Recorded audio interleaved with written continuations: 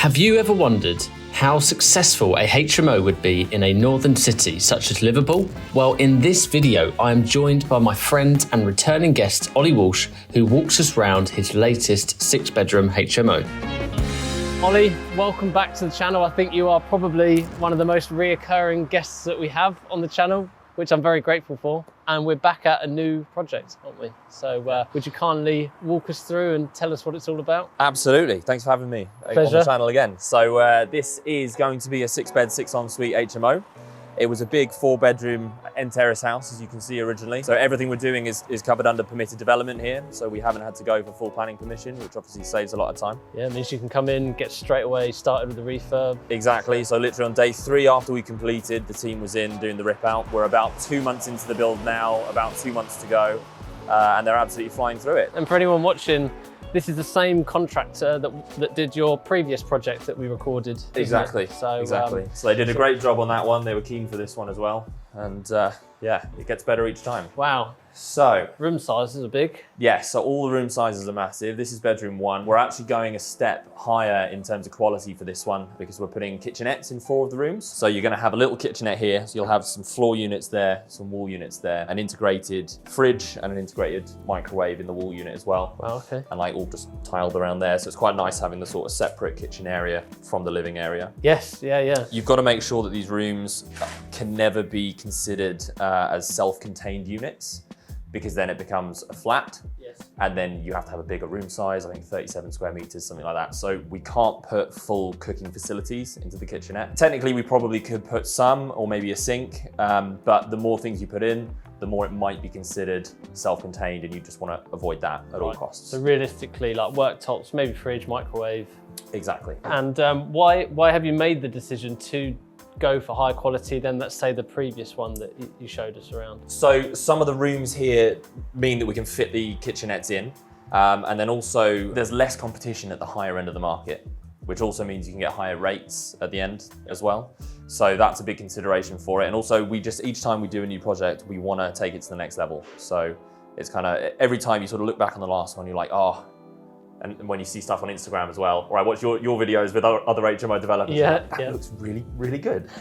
So that's kind of the reason, just want to push it to the next level every time. No, that's great, and probably a good opportunity to actually ask, anyone that watched that last video, which I'll put a link to for anyone that hasn't, did those rooms all rented out? They all rented out very, very quickly. So within the first 2 weeks of putting them on the market, they were all taken. We're at a point now where we're coming up to 3/4 of a year since we finished the project. Everything has been going, we've had a few snags here and there. So we had a leak in one of the rooms at the top. So we ended up paying a roofer to come along and take down the chimney stack because we were just having a load of issues with it. So teething problems, as there's always going to be. There have been a couple of tenants that have left. And this is sort of the downside of professional HMOs, is when you get them all set up and it's sort of hotel style, you've got TVs in there, you've got kitchenettes, or whatever you might have.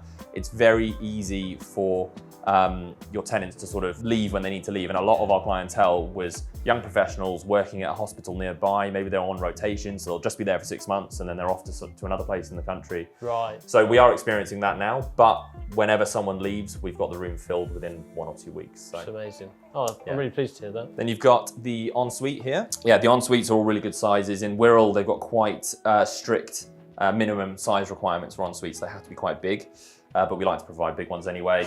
Again, one extra thing we wanted to do in this one was put like a little niche, a recess in the showers, so that the shower tray is going to be there, and then there'll be kind of a tiled shelf there. So it's just like little things. Each time you're like, why didn't we do that last time? And then it's very simple to do.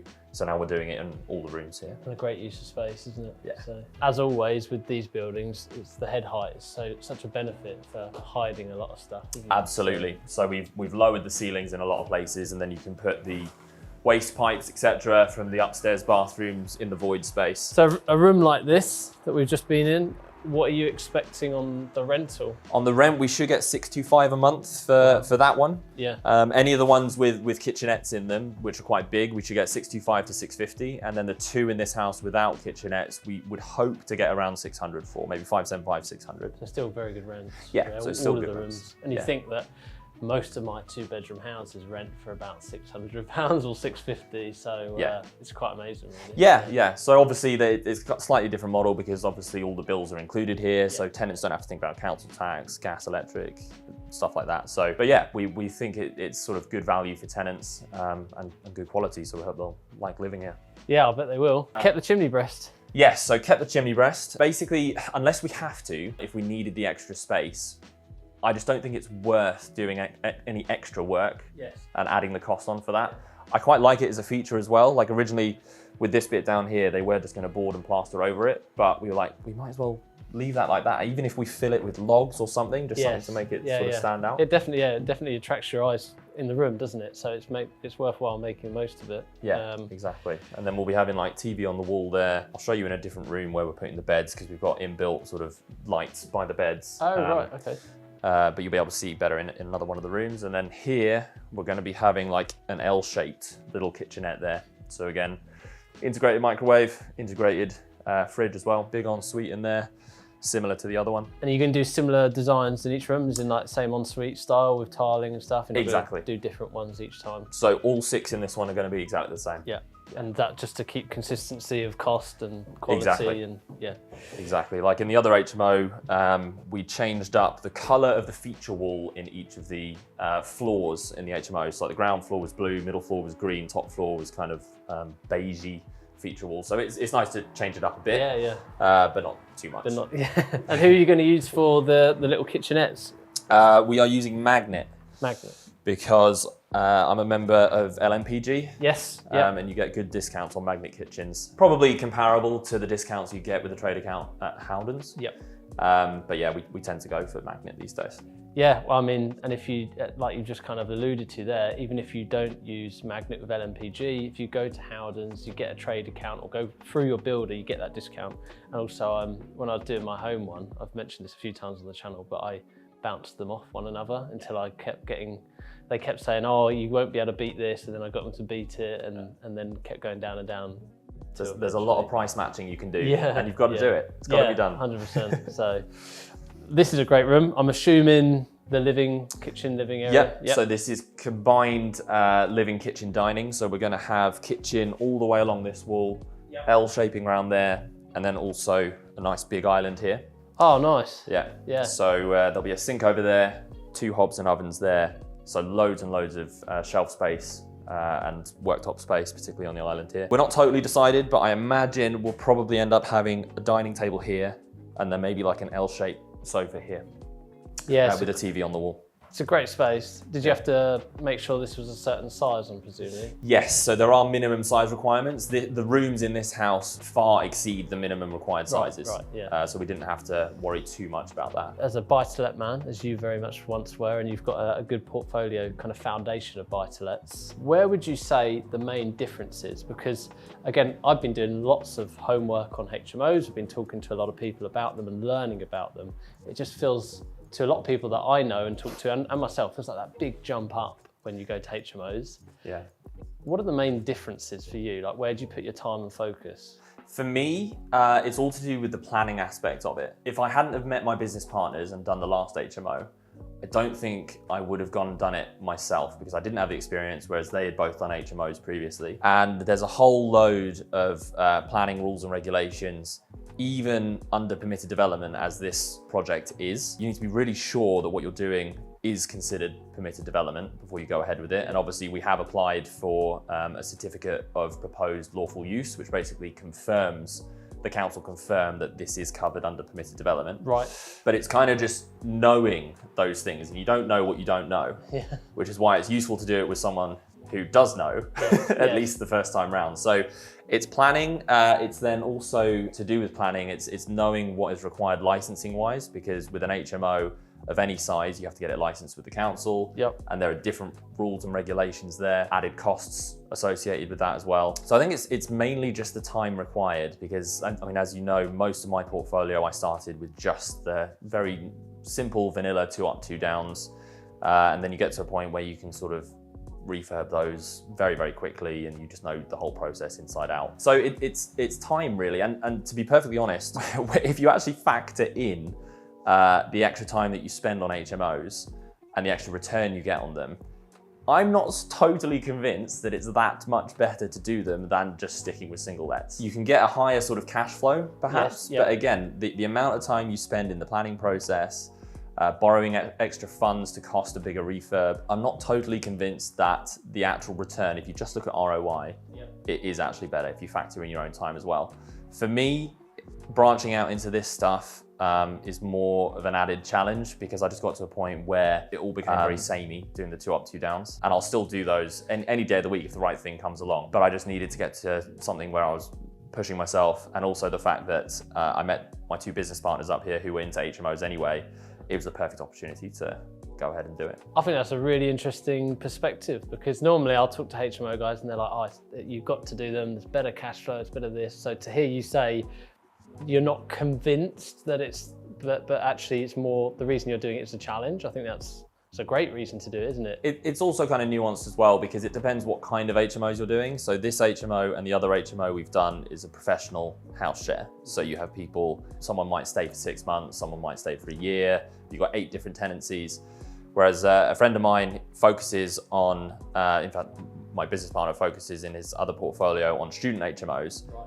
And those can be much more hands-off, because you know when you've signed up a bunch of students living in a house that they're going to be there for an entire year, at least 1 year, maybe 2 or 3 if you get lucky. And it's one tenancy and you don't have to worry about it. It's kind of, they're in there and then it's done. So it is a different kettle of fish to the professional HMOs. So which then will translate into the returns probably being higher and the overall thing being easier as well. Yeah. So it's just worth considering those factors, I think, before jumping into HMOs. Yeah, I can truly imagine that. And I guess probably same, take it even a step further. There's a lot of people doing social housing. Again, that's like another even different aspect of it. We'll head upstairs, but one thing I wanted to ask you on that note is why have you gone for professional over something like, let's say, social housing, when it is such a buzzword right now? Why have you gone professional? We haven't actually, we're approaching the end of this build in 4 to 8 weeks. If we got a decent contact within social housing and we could understand how it really worked, and if the leases are as good as they sort of claim to be, then we would consider it. It's just we at the moment, we just don't have that contact. Right. So previously we were thinking about doing the last HMO and renting it to Serco, where I went one of my 2-bed houses, and then there was big uproar in the street when word got out that we were considering doing that, and then we ran like a neighbour consultation at the house to like hear people's concerns, and then people were really up in arms about it. Unfairly, I think. So we committed not to do that. Yeah, because you had to do that to get the planning through, or you committed to do that purely to keep the relationships within the road? Exactly, to keep the relationships in the road. It's not a material planning consideration who you end up renting it to, because obviously it's that can be sort of discriminatory. Yeah, got you. Yeah, if you're thinking about who's going to be renting it at the other end, which obviously isn't fair. This is going to be the utility room, so we're going to have boiler on the wall there. Yeah. We're going to have washing machine and dryers stacked on top of each other here. Yep. So it's just quite nice to have it separate from the kitchen. Tanks? There are going to be tanks under the stairs. There'll be one massive tank under the stairs. Got you. Okay, got you. Having this utility, is that is that a requirement? Is that a necessity of planning? Or no. Is that just... No, it's just we had the space and we thought it would be a good thing to do. Cool. Yeah, makes sense. So this is another room that's going to have a kitchenette in it. So nice big kitchenette along here with the wall units up there. Yep. TV on the wall here. You can see better here the cables that we've got. So the bed's going to be here, and then we're going to have actual inbuilt bedside lights, switches underneath as well. Again, it's like those little things where you see a post on Instagram and you're like, oh, I could have so easily done that if I thought about it. Yeah. And it just adds a little something extra. It does, yeah, really add to the finish, won't it? Yeah. And are you providing like televisions and absolutely Wi-Fi? Everything. Netflix? Netflix, good point. We haven't considered providing Netflix, but again, it could make it unique. And for a relatively low cost, it's probably quite a good idea.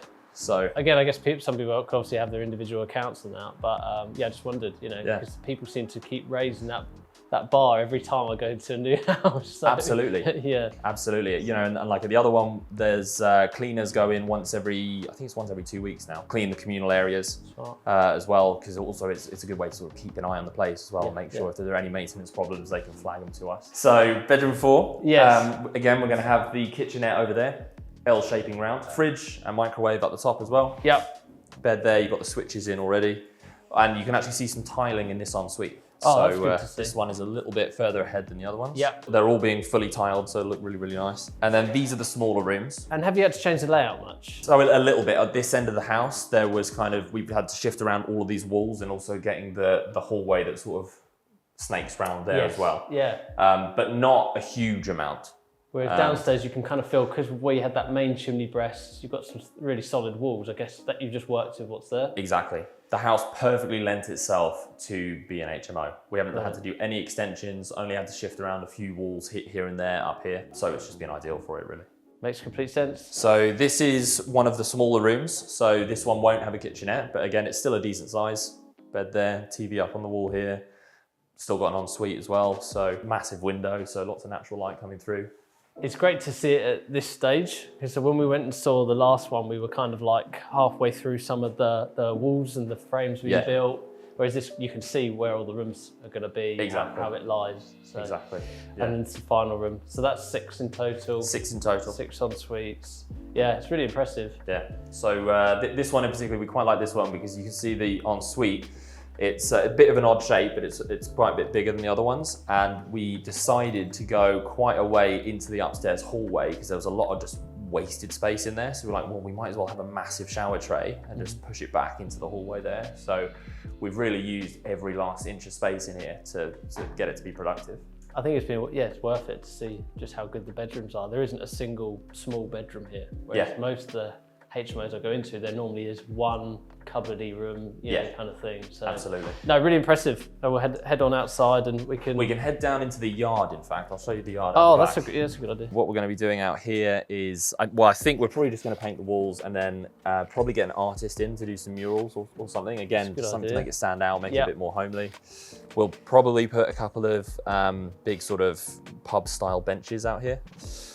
Just make it an attractive space to actually come out and hang out, or maybe have a barbecue in the summer. I'd say it's ideal for like a rental property. It's like not too much to look after, but perfectly good size, isn't it, for people living here? So. Exactly. And again, we got lucky because this is an end terrace house.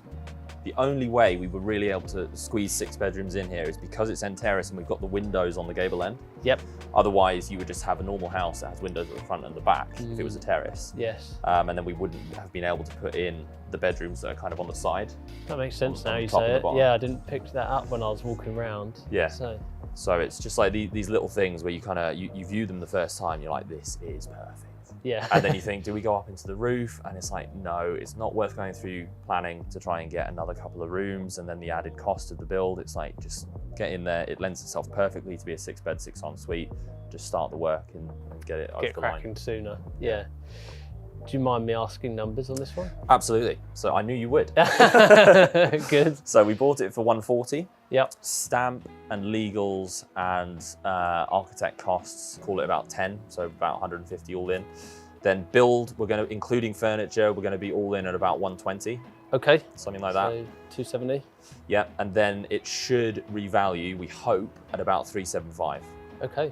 Well. So again, maybe 350 to 375. It'll be based on a commercial valuation. So it'll be based on the rents we actually achieve on the rooms, and then like a multiplier based on that. But based on the last HMO, the valuation we got on the last HMO, we think it should be around, somewhere between 350 and 375. Brilliant. Did you do a commercial val on the last one? Yeah. Great. Okay, good. That was your first experience doing it? And pleasant enough? No. Oh, okay. No, it took forever, and like the report the valuers produced at the end is like 20 pages long. It took a month to actually get it over the line, which can be very frustrating because you're chasing it and you've got development finance to pay back. Yeah. And it all hinges on that really. And you send them lots of evidence, and then you just got to wait. Right. But we got slightly under what we were hoping for, but we were still happy with the final valuation. And yeah, if we get the same one for this, just scaled down for 6 beds, we'd be happy with that as well. So brilliant. And I think that leads perfectly into that question I've been wanting to ask, which is about so you've done plenty of buy-to-lets, BRR deals. That's what the foundation of your portfolio is built on. With those, I know you're hot on your numbers. I know they're good deals. So how does that carry through into sort of deals like this? Are you looking for all money out, or are you happy to leave a bit in? Kind of what's your criteria? happy to leave a bit in. Got you. Particularly as these are bigger projects and there's going to be more costs involved, and a lot of the smaller projects I'll just finance myself, but with these ones we need to go out and get development finance, or we're borrowing a bit more cash, so there's more costs. The bigger cash flow that you're going to receive at the end makes it worthwhile to trap in a bit extra cash. So your return on investment is still pretty good. But again, with prices rising around Liverpool, it's getting harder and harder, even with the smaller properties, to get all money out deals. I found that completely, yeah. So, and there's a lot of down valuations happening as well, because surveyors are kind of spooked about where the market's heading, even though there's reports of, people think that the market's only going to go up now. So we sort of anticipate having to leave some cash in at the end. Yeah, I think that's a good message for anyone watching, regardless of actually whether it's a HMO, whether it's a buy-to-let. In order to keep that momentum and keep pressing forward, you might just have to get deals where you leave a bit of money in. But if it's a good deal, good location, got good future growth potential, then it's not really a problem in my eyes. Exactly, and if you're waiting for an all money out deal, there's a good chance you'll be waiting forever these days. Yeah. So, they are around, or you might get lucky on build costs or something, but you just can't wait for them. Agreed. I'd love to know, whilst we're here, your mindset on raising money. Is that something that's new to you? Is it something you've done before, and kind of why are you going down that route now? It's a really good question, because typically I've been kind of against it. I've tried to keep everything in-house because it just takes the pressure off. Mm-hmm. When you don't have a big loan and it's like you're paying development finance rates on it and you're like, oh my God, every month this is overrun, you're paying extra. I actually now, having done a couple of projects where we're raising some finance, I think that was a little bit of a limiting belief. Mm-hmm. And I've been encouraged by my business partners that I'm doing this and the last project with, because they've been more used to taking out development finance, which means they can move faster. And again, it's just getting used to it. Yes. And it lights a bit of a fire under your arse to make sure things get done. Yeah, true. Sometimes Very you need true. that pressure, and it enables you to do projects like this. Yeah. If I waited until I had cash lying around to be able to buy it in cash and then do the full refurb in cash again, I'd be waiting forever. You'd miss opportunities, wouldn't you? Exactly. Yeah. So as long as the numbers work and you've got a decent build team there, so that you know the build is going to be done and you know the process of getting the refinance in, as long as the numbers still work, yeah, then why not? I agree. I think it's something that I see lots of investors that are further on in their journeys doing it, and whether that's because they then have the experience and the knowledge, which is probably a good basis to have before you go raising money. But I do think, like you said, it's a bit of a mindset block for some people. Yet for many people, they're going to have to raise money in their kind of career as a property portfolio builder in order to actually get the growth they want. Because if you're relying on saving money and that, yeah, you're going to cap yourself, right? 100%. And like with this project, for example, we actually bought the house with a 75% bridging loan, essentially. Yep. So we put 25% deposit down of our own cash, and then we funded half of the build out of our own cash, but then we're getting development finance on the other 50% as well. Yeah. So I wouldn't like to be too over leveraged, because that still does scare me. I am still quite risk averse, I would say. Yeah. And also, it still pains me to pay someone 1 or 1.5% a month on a loan. Like that is steep. Yeah, and seeing all the that go other out. costs Yeah. involved in terms of like entry and exit fees, where it's another 2% at entry and then 1% at exit, and then a surveyor's fee and then another surveyor's fee at the end. So all these fees do add up. And again, if you haven't got the cash and the numbers for the project support it, then again, it's just a cost. It's just how these things get done. Yeah. So again, why not? But you still want to tread cautiously, at least in my mind. No, I feel you're at the point of this project where you're like peak pain, aren't you? You've spent the money on buying, you're like paying out on contractors, and then you've got all those fees going on. Yeah. It's like, as you know, it's like having the vision to see the end goal, isn't it? So, yes, exactly. And you each project you do, it becomes easier to see that vision because you've experienced it before. So because we've done this, we've been through this stage at the last HMO, and then it all comes together at the end and it looks amazing, and the process of getting the refinance, it just makes it easier each time. You've had the proof of concept, haven't you? Exactly. You've got that belief now. No, I just want to say thank you very much. Pleasure. Appreciate your time as always. This is a fantastic project, and thanks for sharing it on the channel. Everyone appreciates it. Absolutely, anytime. Pleasure. Thanks, Ollie.